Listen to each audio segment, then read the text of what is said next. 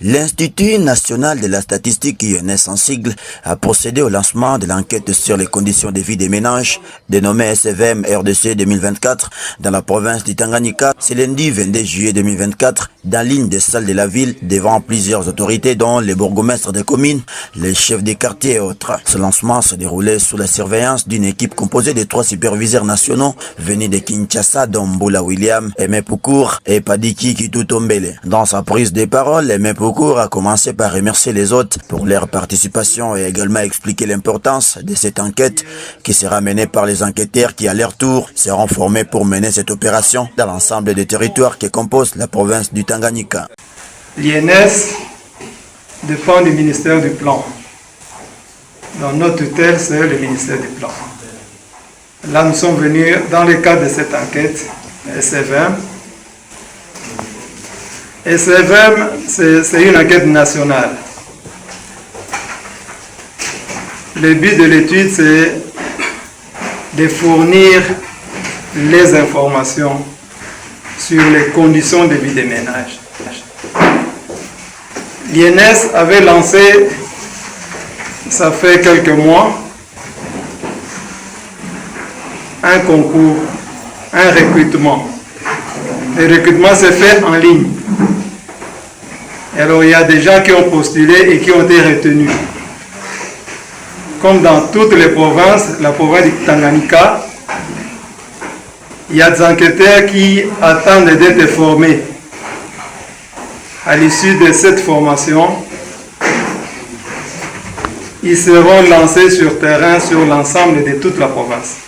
Puis, dans son mot de circonstances, le chef de division de l'INS Tanganyika, Muyombi Ntambo Ferna, qui a représenté le ministre provincial du plan, a empêché à révéler quelques objectifs de l'enquête SVM, parmi lesquels figure celui consistant à fournir les indicateurs pour le suivi de l'évaluation de la pauvreté et des conditions de vie des ménages en République démocratique du Congo. Et au nom du ministre provincial du plan, a prononcé le go du lancement de l'enquête sur les conditions de vie des ménages au Tanganyika en y évoquant les biens fondés. SVM a pour principal objectif de fournir les données pour le suivi et évaluation de la pauvreté et des conditions de vie de ménage en RDC. Cette enquête utilise 3 outils essentiels qui sont, primo, les questionnaires ménage. 2, les questionnaires communautaires. Et 3, les questionnaires de prix. Les sites déjà sélectionnés, à savoir les villages dans le milieu rural et les quartiers dans les milieux urbains. Ainsi, nous déclarons avoir lancé le début des activités de cette enquête SVM dans notre province du Tanganyika. Tour à tour, Mboula William et Padiki Kitutombele, au sortir de ces lancements, sont revenus sur l'importance et la durabilité des enquêtes dans les 6 territoires, dont les territoires de Kalemi, Kabalo, Kongolo, Manono, Moba et Nyunzu. Cette enquête est très importante pour la population parce qu'elle fournit les indicateurs fiables qui vont permettre au gouvernement de pouvoir penser à la population.